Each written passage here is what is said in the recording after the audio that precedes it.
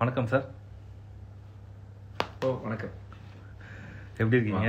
ரொம்ப நல்லா இருக்கேன். நீங்கள் எப்படி இருக்கீங்க? எல்லாரும் நல்லா இருக்கும் சார். ரொம்ப சந்தோஷம். வெளியே வந்த பிறகு ரெஸ்பான்ஸ் எப்படி இருக்குது சார்?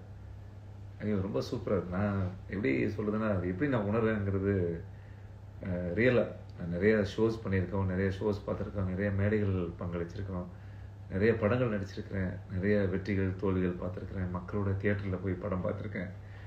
ஸோ வெற்றி அடைஞ்சதுக்கப்புறம் இருக்கக்கூடிய உணர்வு என்னென்னு எனக்கு தெரியும். ஆனால் இது எனக்கு ஒரு புதுவிதமான ஒரு அனுபவத்தை கொடுக்குது. என்னென்னா, இது ஒரு வாழ்க்கை இல்லை, இது ஒரு கற்பனை, ஒரு ஷூட்டிங் கிடையாது, இது ஒரு ரியாலிட்டி ஷோ. அதனால் நாம் எப்படி இருக்கிறோம் அப்படிங்கிறது கண்ணாடி மாதிரி நம்மளை பிரதிபலித்து காட்டுறதா நான் நினைக்கிறேன்.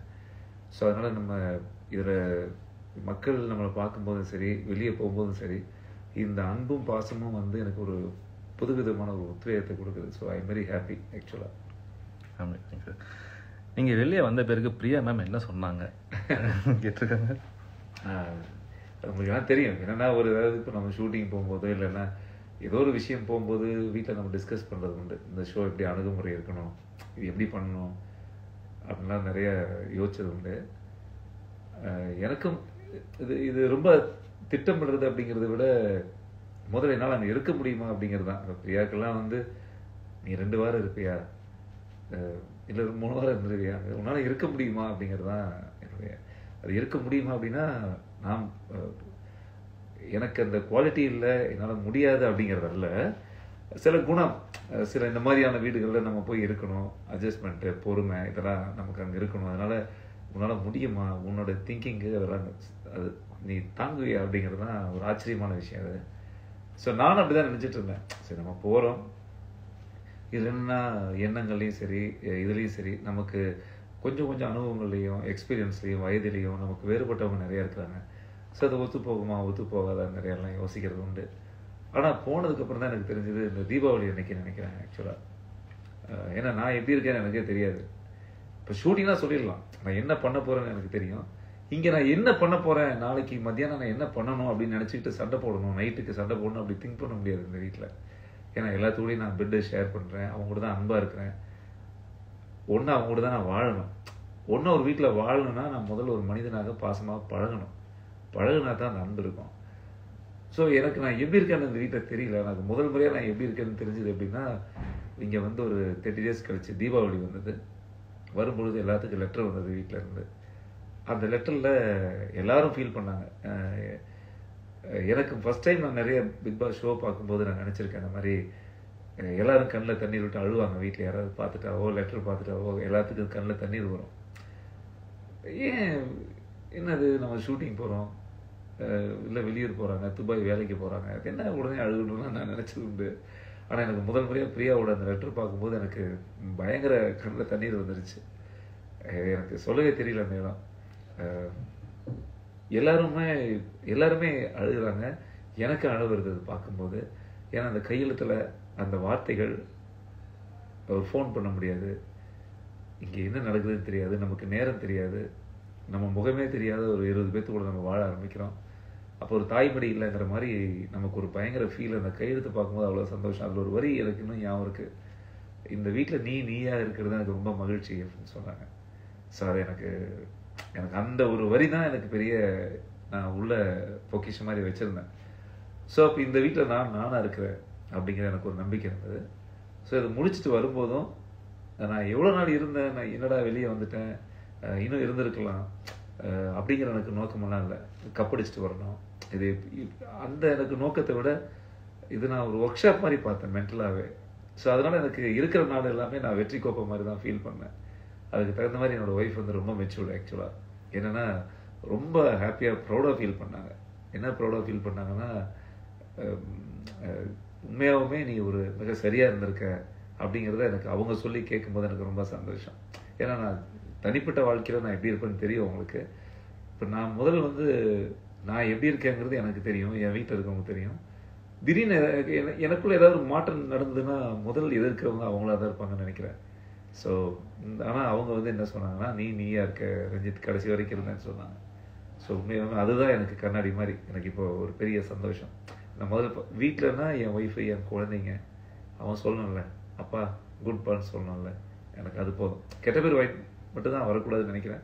பட் அந்த நல்ல பேர் தான் எனக்கு ரொம்ப சந்தோஷத்தை கொடுத்தது. Amazing sir. யாரை டைட்டில் அடிப்பாங்கன்னு நீங்கள் நினைக்கிறீங்க? கண்ணா இப்போ இது ரொம்ப எல்லா கண்டஸ்டண்ட்டும் பாவம். ஒரு பிக் பாஸ் ஷோங்கிறது பெரிய கனவு. இருக்கிற உலக நம்ம இந்தியாவில் நம்ம எத்தனையோ ஷோக்கள் இருந்தாலும் அதில் எல்லாரும் எதிர்பார்க்கறது தமிழ்நாடு தான் பார்க்குதுங்கிறது தவறு. எனக்கு ரொம்ப பெரிய ஆச்சரியமான விஷயம், கர்நாடகா, கேரளா, ஆந்திரா எவ்வளோ பேர் எனக்கு ஃபோன் கால் பண்ணுறாங்க. அந்த லாங்குவேஜே கிடையாது, ஆனால் அவங்க அவ்வளோ பாசமாக நம்ம மேலே இருக்காங்க. அப்போ இந்தியா முழுக்க இந்த ஷோவை உத்து பார்க்குறாங்க. அப்போ அதுக்கு வர்றதுக்காக ஒரு பசங்களுடைய முனைப்பு, அவங்க அப்பா அம்மாவோட கனவு, நம்ம பையன் நல்லா வரணும். சில பேர் நடிக்கணும்னு வர்றாங்க, சில பேர் வேறு ஏதாவது தனித்திறமையை வளர்த்துக்கிறதுக்காக வராங்க. அப்போ ஒட்டுமொத்த கலைஞர்களுக்கும் சரி, அறிவாளிகளுக்கும் சரி, அடுத்த தலைமுறைக்கும் சரி மிகச்சிறந்த ஒரு பிளாட்ஃபார்மாக இந்த பிக் பாஸ் இருக்குது, இந்த ஷோ இருக்குது. அதில் நாம் என்ன பார்க்குறோன்னா, ஒருத்தங்க ஒரு இடத்துலேருந்து, ஒருத்தர் மல்லிகைப்பூவாக இருந்தால், ஒருத்தர் இன்னொரு பூவாக இருக்கிறாரு, ஒருத்தர் சாமந்தியாக இருக்கிறாரு, ஒருத்தர் ரோஜாவாக இருக்கிறார். ஆனால் பூக்கள் தான். அவங்க எல்லாருமே ஏதோ ஒரு விதத்தில் தினமும் தன்னுடைய மனம் வீச பரப்ப தயங்குறதே கிடையாது. நான் அந்த வகையில் இந்த வீட்டில் கிட்டத்தட்ட இந்த வீட்டில் எலிமினேட் ஆனவங்க மட்டும் எலிமினேட் ஆகிட்டாங்களே அப்படின்னு நான் யோசிக்கிறது இல்லை. ஏன்னா எலிமினேட் ஆகிருக்காங்க? இவங்க நல்லா தானே பண்ணாங்க. எந்த இடத்துல ஏன் எலிமினேட் ஆகிருப்பாங்க? ஏன்னா நமக்கு கணிப்பு பார்த்தீங்கன்னா, முதல் வாரம் ரவீந்திரன் சார் போனாங்க, அர்ணவ் போனாங்க, தர்ஷா போனாங்க, சுனிதா போனாங்க, இப்படி சொல்லிட்டே வரலாம். சத்யா வரைக்கும் நம்ம அப்படியே சொல்லிட்டே வரலாம். ஒருத்தரை பார்க்கும்போது ஏன் போயிருப்பாங்க அப்படின்னு எனக்குள்ள நிறைய கேள்வியில் இருந்தது. ஏன்னா அது எனக்கு இன்னும் விடை தெரியாது. ஏன்னா மக்களுடைய அந்த மனசு அந்த திரைக்கதை எனக்கு தெரியறதில்லை. ஆனால் இருந்தாலும் அவங்களும் இருக்கிற வரைக்கும் எந்த அளவுக்கு பண்ண முடியுமோ அந்த அளவுக்கு அவங்க ட்ரை பண்ணியிருக்காங்கன்னு நினைக்கிறேன். ஸோ இப்போ இருக்கிறவங்களும் சரி ரொம்ப ஹார்ட் ஒர்க் பண்ணிட்டு இருக்காங்க. ஏன்னா இந்த ஹார்ட் ஒர்க்கில் இப்போ விஷால், அருண், முத்துக்குமார், மஞ்சரி, ராணவ், இன்னும் கொஞ்சம் பேர்லாம் அந்த வீட்டுக்குள்ளே இருக்காங்க, பவித்ரா எல்லாம் இருக்காங்க. இதில் எனக்கு என்னுடைய மைண்டுக்குள்ள டைட்டில் யார் ஜெயிக்கணும், யார் ஜெயிக்கக்கூடாது, எல்லாரும் வரணும்னு எனக்கு ஒரு ஆசை தான். ஆனால் யாராவது இருவருக்கு தான் அந்த இறுதி போகிறதுக்கான ஒரு வாய்ப்பு கிடைக்கும். நான் அந்த வகையில் யார் அடிப்பாங்கன்னு எனக்கு தெரியல. ஆனால் ஒரு 3-4 பேர்த்து மேலே எனக்கு ஒரு ஒப்பீனியன் தான், என்னோட ஒரு பார்வை இருக்கு. அதில் எனக்கு அருண் மேல் எனக்கு ஒரு பார்வை, தனிப்பட்ட பார்வை இருக்கு. ஏன்னா வந்த நாள் முதல் நான் அருணோட தனிப்பட்ட அந்த குணத்தையும் மற்றவங்களுக்கு அவர் கொடுக்குற மரியாதைகளையும் தொடர்ந்து அவர் நடந்துக்கிற விதத்தை பற்றி நான் பார்த்துக்கிட்டே இருப்பேன். முத்துக்குமார், அப்புறம் பவித்ரா. ஸோ யாருக்குமே தெரியாது, மற்றவங்களுடைய கணிப்பெல்லாம் வேற மாதிரி இருக்கும். ஆனால் ஸ்டில் பவித்ரா நீங்கள் பார்த்தீங்கன்னா இந்த வீட்டில் இவங்களுக்கு மத்தியில் பவித்ராவும் இருந்துகிட்டே இருக்காங்க. ஸோ இந்த மாதிரி ஒரு 3-4 பேர்த்து மேலே எனக்கு ஒரு பார்வை இருக்குது. மற்றபடி மக்கள் மனசில் என்னவா இருக்குது அப்படிங்கிறது எனக்கு தெரியாது. ஏன்னா நானும் கண்டஸ்டண்டாக 77 நாள் அங்கே இருந்துட்டு வர்றதுனால உங்களுடைய பார்வை வேறு, என்னுடைய பார்வை என்பது வேறு. நான் நினைக்கிறது மாறி கூட இருக்கலாம். பட் இருந்தாலும் இது எல்லாமே உங்கள் கையில் தான் இருக்குது. உங்களுக்கும் சத்யாக்கும் உள்ள பாண்டிங் பற்றி சொல்லுங்கள். ஐயோ, ஏன்னா ஒரு எவிக்ட் ஆகும்போது நீங்கள் ரொம்ப அப்செட் ஆனீங்க. அழுதுட்டேன் நான். எனக்கு ரொம்ப பிடிக்கும் சார் சத்யா. சத்யா நல்லா வரணும்னு நினைப்பேன். நல்ல திறமைசாலி, நல்ல ஹெல்த் நல்லா வச்சுப்பான், ரொம்ப ஒழுக்கமான பையன், ரொம்ப ஃபிட்டு, பாடி கான்சியஸ், நல்லா சாப்பிடுவான் ஃபஸ்ட்டு. ஆனால் இந்த வீட்டில் பாவம் சாப்பாடே இல்லை. என்னென்னா ரொம்ப ரேஷனிங்கெல்லாம் ரொம்ப கம்மி. 7 டைம்ஸ் 9 டைம்ஸ் சாப்பிட்ருந்த பையன் ஒரே ஒரு 100 கிராம் ரைஸ் சாப்பிட்றதுக்கெல்லாம் உயிர் போயிடும் பாவம், அவ்வளோ கஷ்டப்பட்டு இருந்தான். அதே நேரத்தில் சத்யா எனக்கு எங்கேயோ தன்னை விட்டு கொடுத்து மனசு உடஞ்சி, அது என்ன எனக்கு ரீசன் நான் தெரியும் எனக்கு. குழந்தையோட ஞாபகம், மனைவி குழந்தையோட ஞாபகம் அவனை பெருசாக இதாக இருக்குன்னு நினைக்கிறேன். இல்லைன்னா சத்யா ஒரு நல்ல கண்டஸ்டண்ட்டுங்க. இங்கே கேம் ஸ்பிரிட் சூப்பராக இருக்கும். டாஸ்கில் நல்லா பண்ணுவார், யாரையும் ஹர்ட் பண்ண மாட்டான். ரொம்ப இந்த தேவையில்லாத விஷயங்களை பேசுறது, தேவையற்ற விஷயங்களுக்காக தலையை கொடுக்கறதுங்கிறதெல்லாம் இல்லை. சத்யாவே இருப்பார். அதனால தான் நீங்கள் பார்த்தீங்கன்னா தொடர்ந்து 2 வாட்டி சத்யா கேப்டனாக இருந்திருக்காரு இந்த வீட்டில். பிகினிங்லாம் பார்த்தீங்கன்னா அதுக்கான விஷயங்கள் நிறைய சத்யா பண்ணியிருக்கான். எனக்கு சத்யா மேலே தனிப்பட்ட முறையில் ஒரு பாசம் இருக்குது. சத்யா என்ன பாசம் அப்படின்னா, ஆப்வியஸ்லி உங்களுக்கு தெரிஞ்ச விஷயம் தான். நிறைய அந்த அவுட் ஆஃப் த டாபிக், அதாவது புறணி பேசுறது, ஏதாவது ஒரு விஷயத்த சொல்றது, ஒரு குறை சொல்றது, நெகட்டிவான விஷயங்களை பேசுறது எதுவுமே இருக்காது. சத்யாட்ட எனக்கு பிடிச்ச விஷயம் தன் குழந்தை, தன் மனைவி, தன் கடந்த கால வாழ்க்கை, நிகழ்கால வாழ்க்கை, இனிமேல் நான் எப்படி இருக்கணும். ஏன்னா அவன் ஒரு இடத்துல இருந்து மீண்டு வந்திருக்கான் ஒரு வாழ்க்கையில். இல்லைன்னா இந்த சத்யா வேற மாதிரி போயிருந்திருப்பான். அங்கிருந்து சில பழக்க வழக்கங்கள் இருந்து சத்யா தன்னை நிறைய மாற்றிக்கிட்டு ஒரு வில் பவரோட தன் மனைவியோட சப்போர்ட்டில் சத்யா ஃபிசிக்கலாக செம்மையாக பண்ணி ரொம்ப ஒழுக்கமாக இருக்கான் அந்த பையன். ஸோ அதனால் எனக்கு சத்யா ரொம்ப பிடிக்கும். அதுவும் ஒரு பகிர்ந்து சாப்பிடணும், பகிர்ந்து இருக்கணும், ஒன்றா இருக்கணும், எல்லாத்து கூட இருக்கணும், ஒரு சமத்துவமான ஒரு பையன். ஸோ அந்த அன்பை எனக்கு நிறைவாக பிடிக்கும். ஸோ இப்போ பாருங்களேன், ஒரு உதாரணம், நீங்கள் சத்யா பிடிக்கும்னு கேட்டீங்க. நான் வெளியே வந்ததுலேருந்து இன்னைக்கு வரைக்கும் தொடர்ந்து தினமும் காலை மாலை 2 வேளை எனக்கு ஃபோன் பண்ணிட்டே தான் இருக்கேன். ஏன்னா நான் அவனுக்கு ஃபோன் பண்ணல, நான் அவன் எனக்கு பண்ணிகிட்டே இருக்கேன். ஸோ இதுதான் அந்த பாசம் நினைக்கிறேன். உங்களுக்கு கோவம் வருமா வராதா, நம்பலாமா நம்பக்கூடாதா அப்படின்னு? இல்லை வரும். இல்லை ஒரு மனிதனுக்கு 10 நவரசங்கள் இருக்கிற மாதிரி தான். கோவம் வரவே வராதுங்கிறது இல்லை. சில பேர் சீரியஸான விஷயத்த கூட விளையாட்டாக கோச்சுப்பாங்க. சில பேர் விளையாட்டாக இருக்கிற விஷயத்த ரொம்ப சீரியஸாக எடுத்து கோச்சுப்பாங்க. எனக்கு பிகினிங்கில் இந்த வீட்டுக்குள்ளே வரும்போது சிலது எனக்கு தயங்கினது உண்டு, கோவப்பட்டது உண்டு. கோவம்னா எப்படி சொல்கிறது, இந்த வீட்டுக்குள்ளே நடக்கிற விஷயங்களுக்கெல்லாம் பட்டிருக்கேன். ஆனால் எனக்கு சில நேரங்கள் எனக்கு நிறைய இந்த மாதிரி கோவப்படுறது நான் தவிர்த்துருக்கான காரணம் என்னென்னா, இந்த கோவமெல்லாம் இந்த வீட்டில் 20 மினிட்ஸ் 10 மினிட்ஸ்க்கு மேலே இருக்காது. அது எனக்கு ரொம்ப பிடிக்கும். யார் சண்டை போட்டுக்கிறாங்களோ டக்குன்னு அடுத்த வேளை அவங்களே ஊட்டிக்குவாங்க, 2 பேரும் ரொம்ப சந்தோஷமாக பேசிக்குவாங்க. அப்புறம் நான் யோசிப்பேன், ஏன்னா அது கோவப்பட்ட மாதிரி இருந்தாங்களா இல்லை கோவப்பட்டுக்கிட்டாங்களா அப்படிங்கிறது எனக்கு தெரியாது நிறைய நேரங்களில். அப்புறம் இந்த எக்ஸ்ட்ரா சுகர் சாப்பிட்றது, இந்த சர்க்கரை எடுத்துட்டாங்க, ஒரு ஸ்பூன் ரேஷனுக்கு மேலே யாருக்காவது சுகர் கிரேவிங் இருக்குது, நான் சாப்பிட்டுட்டேன் அப்படிங்கிறதுக்காக எல்லாரும் சேர்ந்து ஒரு லிவிங் ஏரியாவில் ஃபயர் பண்ணுறது, ஒரு 1 வீக் அதை பற்றி பேசுறது அப்படிங்கிற ஏரியா வந்து எனக்கு அந்த மாதிரியான விஷயங்கள் எனக்கு ரொம்ப கோபம் வரல. எனக்கு அந்த மாதிரி விஷயங்கள்லாம் இதெல்லாம் சண்டையாக கொடுக்கணும்னு நினைக்கிறோமோ அதெல்லாம் சண்டை. It's not content. இது நான் லைஃபாக பார்க்குறேன். இது ஸ்கிரிப்டட் கிடையாது. நான் பிக் பாஸ் ஷோ அப்படிங்கிறது வந்து ஒரு ஸ்கிரிப்டட் வெர்ஷன் கிடையாது. இப்போ நான் இந்த நேரத்துக்கு கோவமாக நடிச்சிருந்தேன்னா இன்னொரு 1 வாரம் வந்திருப்பேன். இன்னும் கொஞ்சம் கோவத்தை காட்டினா வேற மாதிரி இருக்கும். பல படங்களில் நிறையா கோவமாக நடிச்சிருக்கிறேன். ஆனால் என்னால் ரியல் லைஃப்பில் அந்த ரஞ்சித் நிறையா மாறி இருக்கேன் நான். ஸோ இதுதான் நான் நினைக்கிறேன். அதனால் கோவம் தான் வந்த மாதிரி இருக்கும். நான் கோவப்படுற மாதிரி இந்த வீட்டில் நான் பெருசாக எதையுமே பார்க்கல. எப்போ திரும்பி பாக்கியலட்சுமி சீரியலில் வருவீங்க? எனக்கு உண்மையாகவுமே இந்த பிளாட்ஃபார்ம் கொடுத்த விஜய் டிவிக்கு ரொம்ப நன்றி.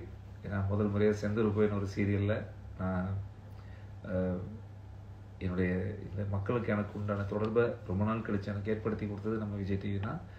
ஸோ அதுக்கப்புறம் எனக்கு பாக்கியலட்சுமின்னு ஒரு அழகான ஒரு வேஷத்தை கொடுத்து பழனிசாமின்னு எல்லா மக்கள் மனசுலையும் நல்ல ஒரு விஷயத்தை விதைச்சிருக்கிறாங்க. ஸோ கண்டிப்பாக வரணும். பாக்கியலட்சுமி மட்டும் இல்லை, ஏதாவது நல்ல ஒரு ப்ராஜெக்டை, அது மக்களுக்கு நமக்கு உள்ள நெருக்கத்தை அதிகப்படுத்துகிற மாதிரி நல்ல ஒரு கதையில் நல்ல ஒரு ஆழமான விஷயத்தில் திரும்ப நம்ம பண்ணணும்னு எனக்கு ரொம்ப ஆசை. எதிர்பார்க்குறேன், பார்ப்போம் எப்படி வருது. இன்னொருத்தவங்க கேட்டிருக்காங்க, கேள்வி எதுவும் இல்லை, ரஞ்சித் சார் நினைத்து பெருமிதம் மட்டுமே ஒரு ஆட்டின் போட்டு அமைச்சிருக்காங்க. எவ்வளோ பெரிய சந்தோஷம். இது கேள்வி கேட்கறது கூட ஒரு பதில் அடைக்கிறோம். இந்த அன்பு வந்து கடல் மாதிரி எவ்வளோ பெரிய ஆழமானது. நீங்கள் அந்த அளவுக்கு நினைக்கிறது எனக்கு ரொம்ப சந்தோஷம். Thank you, love you, love you. ரொம்ப பெரிய மகிழ்ச்சி. விஷாலை பற்றி சொல்லுங்கள் சார் அப்படின்னு கேட்டிருக்காங்க. விஷால் எனக்கு ரொம்ப பிடிச்ச தம்பி. பாக்கியலட்சுமியில் ஒன்றா ஒர்க் பண்ணோம் சீரியலில். ரொம்ப பிடிக்கும் எனக்கு. அவரோட ஃபன் எப்பவுமே லொக்கேஷன்லேயும் ரொம்ப ஃபன்னாக ஜாலியாக இருப்பான் விஷால். இப்போ அதே மாதிரி அங்கே வரும்போது ஐயோ எனக்கு தெரிஞ்ச விஷால் வந்திருக்காருங்கிற மாதிரி எனக்கு ஒரு சந்தோஷம் இருந்தது. ஆனால் எல்லா கேமும் எல்லா விஷயத்தையும் ரொம்ப ஃபன்னாக அணுகுமுறை அவனாகவே இருந்தார். இடையில நான் இப்போ சொல்ல மறந்துட்டேன், இந்த ஃபைனல் ஸ்டேஜுக்கு வரக்கூடிய தகுதி விஷாலுக்கு இருக்கு இனியும் இருக்கு அப்படின்னு நினைக்கிறேன், பார்ப்போம். ஆனாலும் தன்னுடைய பாதைகளில் கொஞ்ச நாள் எப்படி சொல்றது, ரொம்ப பாசமான, ரொம்ப பாசக்காரன், என் மேலே ரொம்ப அன்பு வச்சிருக்கான், எல்லாம் வச்சிருக்கான். ஆனால் அந்த விஷால் வந்து இடையில அந்த சின்ன ஒரு பாதையை மாறின மாதிரி எனக்கு அது ஒன்று தான் எனக்கு அது விஷால் மேலே இந்த கேமில் சொல்கிறேன். ஸோ ரியல் லைஃப்பில் விஷால் இப்படி தான், எல்லாத்து மேலேயும் பாசமாக இருப்பான். அது ஆண் பெண் எல்லாத்துலேயும் கலந்து நல்லா மென்டலாக பேசக்கூடிய ஆள். ஆனால் இந்த மாதிரியான ஷோக்கள் வந்து சில நேரங்களில் சில கட்டுப்பாடுகள் விதிக்கப்படுது. ஸோ அதில் விஷால் தன்னை எழுதிருப்பாரோ அப்படிங்கிற எனக்கு ஒரு கஷ்டம் இருக்குது எனக்கு. அவ்வளோதான். அந்த தங்கமே இன்னும் ஒரு தடவை சொல்லுங்க கேட்டிருக்காங்க. தங்கமே தங்கமே யார் ரொம்ப ஸ்ட்ராங் கண்டஸ்டன்ட் நீங்கள் நினைக்கிறீங்க? ஸ்ட்ராங்கு வந்து இப்போ நம்ம ஒரு விஷயத்த சொல்லுவோம். இப்போ எல்லாரும் இந்த வீட்டில் பார்த்தீங்கன்னா சண்டை போடுறது, இப்போ இவர் நல்லா சண்டை போடுவாங்க, அவங்க நல்லா இப்படி பண்ணுவாங்க, இந்த வீட்டில் இவங்க தெரிஞ்சுக்கிட்டே இருக்கிறாங்க, அவங்க பார்த்தீங்கன்னா ஏதோ ஒரு கொஸ்டின்னா ஓப்பனாக பேசுகிறாங்க அப்படின்னு. அதுவும் கூட சில பேர் என்ன ஏதாவது கேட்கணும், ஏதாவது பேசணுங்கிறதுக்காக 24 hours அந்த ஒர்க் பண்ணிட்டே இருப்பாங்க. இன்னும் அவங்களே தான் ஸ்ட்ராங்காக பார்க்கவே இல்லை. ஸோ அது ஸ்ட்ராங்காக அது மாதிரி நான் யோசிக்கிறேன். எனக்கு பிடித்த அப்படிங்கிறத மட்டும் நான் ஏற்கனவே சொன்னேன். அருண் எனக்கு ரொம்ப பிடிக்கும். ரொம்ப ஸ்ட்ராங்கான ஒரு பர்சன். மென்டலாகவும் சரி, எந்த இடத்துலையும் தனக்கு சரியான இடத்துல சரியான விஷயங்களில் அருண் கேட்காம இருந்ததில்லை. ஸோ அது எல்லா இடத்துலையும் பேசணுங்கிறதுக்காக அடுத்த விஷயத்தெல்லாம் போய் தலையிட்டதும் கிடையாது. ஸோ அதனால் அருண் என் மனசுக்கு பிடிக்கும். இரண்டாவதாக முத்துக்குமார் ஸ்ட்ராங் கண்டஸ்டண்டாக நினைக்கிறேன். ஸோ எனக்கு இந்த 2 பேர்த்துக்கும் தவிர எனக்கு மற்ற யாரும் எனக்கு பெருசாக மனசுக்கு படலை. உங்கள் லவ் பார்க்கும்போது ரொம்ப ஹாப்பியாக இருக்குது அப்படின்னு போட்டிருக்காங்க. ரொம்ப சந்தோஷம். வாழ்க்கையில் என்ன கொண்டு போக போகிறோம், இந்த எனக்கே இது பெரிய பெரிய மகிழ்ச்சி. ஏன்னா இந்த உலகத்தில் நம்ம யாரையாவது சார்ந்து வாழ்றது தான் வாழ்க்கையே. அதாவது தனிமையாக கூட இருக்கலாம், ஆனால் தனித்திருந்துடக்கூடாதுன்னு சொல்லுவாங்கல்ல, அந்த மாதிரி நம்ம வாழ்க்கையில் உறவுகள் எப்பவுமே நம்மளை அழகாக்கிடும். Life is beautiful. வாழ்க்கை ரொம்ப அழகானது. நம்ம அம்மா அப்பா, மனைவி, நம்ம குழந்தைங்க, நல்ல நண்பர்கள், இது ரொம்ப ரொம்ப நம்மளை ஷேப் பண்ணும், நம்மளை ரொம்ப பக்குவப்படுத்தும். பிக் பாஸ் வீடு கூட பாருங்கள், தெரியாதவங்க தான் அந்த 20 பேருமே. தெரியாதவங்களை டெம்பரவரியாக அந்த வீட்டில் போய் படுத்துக்கிட்டு ஒரு அண்ணனாவோ தம்பியாகவோ அங்கே நீங்கள் வாட்ச் பண்ணலாம். எல்லாருமே என் நண்பன், ஒருத்தன் போன ஒருத்தன் அழுகிறான், ஒருத்தன் வெளியே போன ஒருத்தனுக்கு கண்ணில் தண்ணீர் வருது. ஒரு டெம்பரவரியாக கிரியேட் பண்ண அந்த 100 நாள் வாழ்க்கைக்குள்ளே கூட நம்மளுடைய எமோஷன்ஸ் நமக்கு அந்த அளவுக்கு இருக்கும் பொழுது நம்ம தொடர்ந்து பயணிக்கிறோம் ரியல் லைஃப்பில். அதில் ஒரு மனைவியாக, அது நம்ம நேசிக்கிற மனைவியாக, நம்ம மேலே பாசம் வைக்கிற ஒரு மாற்று தாயாக எனக்கு ஒரு மனைவி கிடைச்சது நான் ரொம்ப பெருமைப்படுறேன். நான் எவ்வளோ நல்லது கெட்டது வாழ்க்கையில் நான் பயணிச்சிருக்கேன். அதையெல்லாம் ஒரு தாயாக உணர்ந்து நம்ம அரவணைச்சிட்டு போகிற பாக்கியம் கிடைக்கிறது நான் ரொம்ப கொடுத்து வைக்கிறேன் நினைக்கிறேன். ஸோ அந்த வகையில் என்னுடைய லவ்வுக்கு அளவே கிடையாது. So I am very happy. ரொம்ப மகிழ்ச்சி எனக்கு. நம்ம விஜய் சேதுபதி சாரோட ஹோஸ்ட் பற்றி சொல்லுங்கள். ஒரு கண்ணாடியாக இருக்கிறாரு அப்படின்னு எனக்கு தோணுச்சு. எப்படின்னா நிறைய விமர்சனங்கள் வரும், அது எப்படி சொல்கிறது. இப்போ எனக்கு இப்போ ஒருவேளை இப்போ நான் ஏதாவது என்னை பற்றி பேசும்போது, என்ன சங்கடமாக சொல்லும் பொழுதோ, இல்லை என்ன ஏதாவது ஒரு விஷயம் சொல்லும்போதோ, என்ன சரியில்லை இவர் ஏன் என்ன இப்படி சொல்கிறாரு அப்படின்னு நினைக்கிறது, அந்த மாதிரி ஆள் நான் கிடையாது. அதே நேரத்தில் என்னை பாராட்டி பேசுனதும் அப்பா என்னை பாராட்டி பேசுகிறார் அப்படிங்கிறதுக்காக பெருமைப்படுறது கிடையாது. அந்த ஹோஸ்ட்டாக வர்றதே ரொம்ப கடுமையான ஒரு ஒர்க் அது. ஏன்னா எல்லாத்தையும் பேலன்ஸ் பண்ணணும், தட்டியும் கொடுக்கணும், தடவையும் கொடுக்கணும், ஸோ மட்டம் தட்டாமையும் பார்த்துக்கணும். ஒரு கண்டஸ்டண்ட்டை சரியில்லை அப்படிங்கிறத விட நீ இதெல்லாம் பண்ணால் சரியாயிடுவ அப்படிங்கிற அளவுக்கும் சொல்லணும், ஊக்குவிக்கணும். அது மிகச்சிறந்த ஒரு பணின்னு நினைக்கிறேன். ஸோ அந்த பணி வந்து ஆசிரியருக்கு மேலே, ஸோ அது அப்பாவா அம்மாவா ஒரு ஆசிரியராக இருக்கிறது தான் அந்த ஹோஸ்ட் பண்ணுற ஒரு இடம். ஸோ அந்த இடத்த விஜய் சேதுபதி சார் அழகாக யாருடைய மனசும் காயப்படாமல் ஒரு கண்ணாடியாக செயல்படுற மாதிரி எனக்கு தோணுது. ரொம்ப சிறப்பாக பண்ணுறார். உங்களுக்கு பிடிச்ச டாஸ்க்னா எந்த டாஸ்க் சொல்வீங்க? இல்லை, டாஸ்கே சேலஞ்சிங் தான். ஏன்னா லைஃப்பில் வந்து நாம தான் டாஸ்க் கொடுப்போம் எல்லாத்துக்கும். நமக்கே டாஸ்க்காங்கிற மாதிரி தான் இந்த வீடு. நம்ம தான் டாஸ்க் கொடுப்போம்னா தப்பா இல்லை. சில விஷயங்கள் நாம் யோசிப்போம், ஆனால் இங்கே வந்து நமக்கே தெரியாது என்ன வருது அப்படிங்கிறது, என்ன டாஸ்க் பண்ண போகிறோம் அப்படின்னு. அப்புறம் சிலதெல்லாம் நமக்கு மேலே முடியாதது வரும்போது முடியுமா அப்படின்னு இருக்கு. அப்போ நமக்கு கீழே இவர் எப்படி இதை செய்வார், செஞ்சிருவேன் அப்படின்னு நம்பிக்கை வரும். இந்த வீடு, இந்த பிக் பாஸ் வீட்டில் வந்து ஒன்றுன்னும் நிறைய நேரங்களில் ஸ்கூல் பையனாக மாறியிருக்கேன். அது எனக்கு ரொம்ப பிடிச்ச ஒரு விஷயம். அந்த இனிய நினைவுகளை கூட்டிகிட்டு போனது என்னால் மறக்கவே முடியாது. ஒரு 12th 10th 11th பையன் மாதிரி ஒரு வேஷம் கொடுத்தாங்க. ஏன்னா நம்ம சினிமாவில் நிறைய மேக்கப் போடுவோம், எப்படி வேணால் காமிச்சிக்கலாம், டிஏயில் இல்லை A1ல் சிஜியில் கிராஃபிக்ஸில் என்ன வேணால் பண்ணலாம். ஆனால் எங்களுக்கு அதெல்லாம் கிடையாது, எங்களுக்கு மேக்கப்பே கிடையாது. நாமளே தான் பண்ணிக்கணும், நம்மளே தான் இருக்கிற ட்ரெஸ் வச்சு அதை பண்ணிக்கணும். அந்த வகையில் எனக்கு ரொம்ப பிடிச்சு நான் ரொம்ப பண்ணேன் அப்படின்னா, ஒன்று ஸ்கூல் டாஸ்க்கு, பசங்களோட பசங்களாக அந்த மாணவர் பருவத்துக்கு போய் சேர்ந்தது. ரெண்டாவது வந்து எனக்கு ரொம்ப நான் பிடிச்சி பண்ணேன் அப்படின்னா, என்னுடைய உருவத்துக்கு அதை பாருங்களேன், இப்போது நான் வந்து இவரை மாதிரி நடின்னு சொன்னால் கூட பரவாயில்ல, என்னோட உருவம் என் உடம்புக்கு போய் நீங்கள் ஜெஃப்ரி மாதிரி பண்ணுங்கன்னா சம்மந்தம் இருக்கா? எனக்கு அவனுக்கு சம்மந்தமே கிடையாது. இன்ஃபேக்ட் நான் அவனை பார்ப்பனே தவிர இவனை மாதிரி நடிக்கணும்னு நான் நினச்சி கூட பார்த்தது கிடையாது. ஸோ அந்த வேஷம் எனக்கு பண்ணுறப்ப எனக்கு ரொம்ப ரொம்ப த்ரில்லிங்காக இருந்துச்சு, ரொம்ப இது வந்துச்சு. மற்றபடி மீதியெல்லாம் இந்த உடலால் வர டாஸ்க் எல்லாமே கொஞ்சம் கஷ்டமாக இருந்துச்சு. எனக்கல்ல, நம்மனால யாரும் காயப்பற்றக்கூடாது. இந்த செங்கல்லா டாஸ்க்கும் சரி, நீயும் பொம்மை நானும் பொம்மைன்னு சரி, கில்லர் காயினும் சரி, நிறைய நேரங்களில் நான் கொஞ்சம் சைலண்டாக கூட இருப்பேன். ஆனால் என்னன்னா, நாம் ஒருத்தரை இறுக்கி பிடிக்கும் போதோ அவங்க தான் அடிபடும் பொழுதோ, ஏன்னா இங்கே யாரையும் நம்ம வில்லனாக ட்ரீட் பண்ண முடியாதுல்ல. அவங்களும் ஒரு கண்டஸ்டன்ட்டு, நம்ம கூட வர்றவங்க. பாவம், நம்ம ஏதாவது ஒரு விஷயத்த செஞ்சுட்டா அவங்களுக்கு அடுத்த நாள் அவங்க ஒர்க் பண்ண முடியாமல் போயிடக்கூடாதுங்கிற எனக்கு ஒரு உணர்வு இருக்கும். அதனால அந்த மாதிரியான டாஸ்க்கு நான் பெருசும் மனசு விரும்பலை. ஸோ இந்த மாதிரி சேலஞ்சிங்காக இந்த ஸ்கூல் பையனை மாதிரி மாறுறது, இந்த மாதிரியான விஷயங்கள், ஜெஃப்ரி மாதிரி மாறினது, இதெல்லாம் என் மனசுக்குள்ள இப்பவும் அதை நினச்சி நான் ஆசைப்பட்டுக்கிட்டே இருக்கேன். ரொம்ப இனிய நினைவாக இருக்கு. சௌந்தர்யா பற்றி சொல்லுங்க அப்படின்னு கேட்டிருக்காங்க. சௌந்தர்யா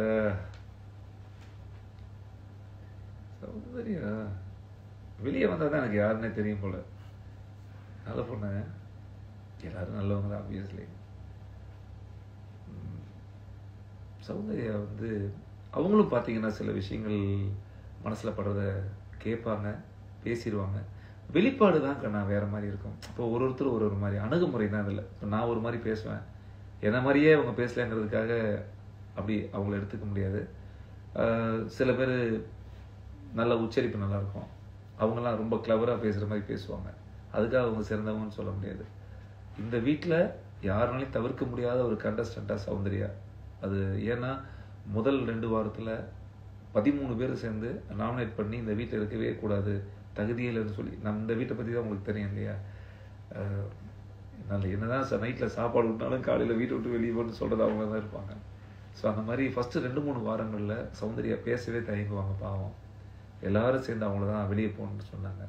ஆனால் அவ்வளோ அவமானங்களையும் அவ்வளோ குறைகளையும் தவிடுபொடியாக்கி 4வது வாரத்திலிருந்து எங்கெங்கெல்லாம் தன்னால் முடியுமோ முடிஞ்ச வரைக்கும் பண்ணி இன்னைக்கு பாருங்கள் தவிர்க்க முடியாத ஒரு இடத்துக்கு வந்திருக்காங்க. அந்த விதத்தில் சௌந்தர்யா கிரேட், உண்மையாலுமே பெரிய விஷயம். எதெல்லாம் தனக்கு குறை அப்படிங்கிறது எல்லாம் வாய்ஸ் அடிக்கடி என்கிட்ட சொல்கிற விஷயம் உண்டு. குரல் ஒரு குறையாகவே நினைப்பாங்க, ஆனால் அது எதுவுமே குறையே இல்லை. இன்னைக்கு தமிழ்நாடு முழுக்க அவங்களுடைய குரல் மெமிக்கரி பண்ணுறதுலாம் இப்போ நான் வெளியே வந்ததுக்கப்புறம் பார்க்குறேன் நிறைய விஷயம். அவங்களுக்குன்னு ஒரு காலங்கள், இனிய காலங்கள் கண்டிப்பாக காத்திருக்கு. ரொம்ப நல்ல கான்டெஸ்டன்ட் சௌந்தர்யா. ரொம்ப எனக்கு தெரிஞ்சு ரொம்ப நல்ல பொண்ணு, ரொம்ப சரியாக இந்த வீட்டில் விளையாடுறாங்கன்னு நான் நினச்சிட்டே இருக்கேன். மக்களுக்கு என்ன சொல்ல விரும்புகிறீங்க சார்? மக்களுக்கு எப்படின்னா, இந்த இந்த பிக் பாஸ் ஷோ மாதிரி தான் வாழ்க்கைன்னு நான் நினைக்கிறேன். இங்கே நான் வந்ததுக்கப்புறம், இங்கே உணர்ந்தது, இந்த பிக் பாஸ் ஷோவில் வந்ததுக்கப்புறம் எல்லோரும் நினைப்பாங்க பிக் பாஸ் போனால் என்ன சம்பளம் வரும், இது ஜெயிச்சா என்ன கிடைக்கும் அப்படின்னு. பட் இந்த அனுபவம் இருக்குல்ல, அந்த அனுபவத்துக்கு வந்து எத்தனை கோடி கொடுத்தாலும் நமக்கு கிடைக்காது. நேரம் பொன் போன்றது. அதனால தான் இந்த வீட்டுக்குள்ளே நேரமே தெரியாது, எங்களுக்கு டைம் கிடையாது. என்ன நேரத்தில் இருக்க எந்திரிக்கிறது தெரியாது, தூங்குறேன்னு தெரியாது. அப்புறம் நம்ம வீட்டிலலாம் என்னென்னமோ சாப்பிட்லாம், நினச்சதெல்லாம் சாப்பிடுவோம். ஒரு தோசை கொடுத்த வேணாம் அப்படிங்கிறது, குறை சொல்கிறது, காஃபி குடித்தா குறை சொல்கிறது, சர்க்கரை கம்மியாக இருக்குது அப்படின்னு சொல்கிறது. ஆனால் நான் சர்க்கரையே இல்லாமல் ஒரு 40 நாள் வாழ்ந்திருக்கோம். ரேஷனில் பால் கிடையாது, காஃபி குடித்தது கிடையாது. எனக்கு தெரிஞ்சு ஒரு வாட்டி குடிச்சிருக்கேன்னு நினைக்கிறேன் காஃபி இந்த வீட்டில். மற்றபடி பிரேக்ஃபாஸ்ட் இருக்காது. சாப்பாடில் வந்து ஏதாவது ஒன்று சமைப்பாங்க, ஆனால் ஏற்றுக்கணும். ஆனால் வீட்டில் எல்லாம் இருக்கும். நம்ம நிஜ வாழ்க்கையில் அவ்வளோ சொல்லுவோம். ஆனால் இங்கே இந்த வீட்டுக்குள்ளே வந்து நான் பார்க்கும் பொழுது அனைத்தையும் ஏற்றுக்கக்கூடிய தன்மைக்காக நான் மாறி இருக்கேன் ஆக்சுவலாக. அது என்ன எனக்கு உணர்ந்துச்சுன்னா, காலம் வந்து ரொம்ப போன்றது. இந்த ஒரு கேம் விளையாடும்போது கூட யோசிப்பேன், பண்ணி முடிச்சுட்டு திங்க் பண்ணுவேன், இப்படி கூட பண்ணியிருந்திருக்கலாம் இல்லை அப்படின்னு நான் எனக்குள்ள யோசிப்பேன். வெளியே வர்றப்ப 78 நாள் அந்த வெளியே வர்றப்ப நான் யோசிச்சிருந்தேன், இன்னும் கொஞ்சம் எனக்கு தெரியும், நான் எல்லாரும் சொன்னாங்க வந்ததுக்கப்புறம் நீங்கள் கோவப்பட்டிருக்கலாம், இன்னும் கொஞ்சம் கோவப்பட்டதீங்கன்னா உள்ளே இருந்திருப்பீங்க, இன்னும் நீங்கள் இப்படி பண்ணியிருந்திருக்கலாம் அப்படின்னு நிறைய பேர் நிறையெல்லாம் சொன்னாங்க. நான் அதை மைண்டில் வாங்கிக்கல. என்னால் அப்படி வலுக்கட்டாயமாக கோவப்பட முடியாது. நான் ரியலாக என்ன இருக்கணும் அதாக தான் இருந்திருக்க முடியல. ஆனாலும் நான் ஒரு விஷயத்தை யோசித்தேன், இந்த 78 நாளில் நான் இதை பண்ணியிருந்திருக்கலாம் நான் யோசிப்பேன், வெளியே வந்து யோசிக்கிறேன். ஆனால் காலம் நம்மளை விட்டு போயிடும். அந்த அந்த 100 நாளுக்குள்ளே தான் நான் இருக்கணும். அப்போ நான் அந்த காலத்தோட சரியாக நம்ம பயணிக்கணும்னு நினைக்கிறேன். நம்ம வாழ்க்கையை அப்படி தான். இந்த நம்ம வாழ்க்கையில் இந்த காலத்தை, இழந்த காலத்தை நம்ம திரும்பி வாங்கிடவே முடியாது. என்ன வேணால் காசு கொடுத்து வாங்கிடலாம், கார் வாங்கலாம், பங்களா வாங்கலாம், என்ன வேணால் வாங்கிடலாம். ஆனால் காலங்களை திரும்ப வாங்கவே முடியாது. ஸோ காலத்தில் பயிர் செய்யணும்னு சொல்லுவாங்க, அதை மட்டும் மிஸ் பண்ணக்கூடாதுன்னு எனக்கு இந்த பிக் பாஸ் வீடு கற்றுக் கொடுத்துருக்கு. கட்டாயமாக எனக்கு எஞ்சி இருக்கிற காலங்களை நான் மிக சிறப்பாக செய்யணும்னு நினைக்கிறேன். கட்டாயமாக நீங்களும் அதை ஃபாலோ பண்ணுங்க. நன்றிகள் சார். தேங்க்யூ, ரொம்ப சந்தோஷம்.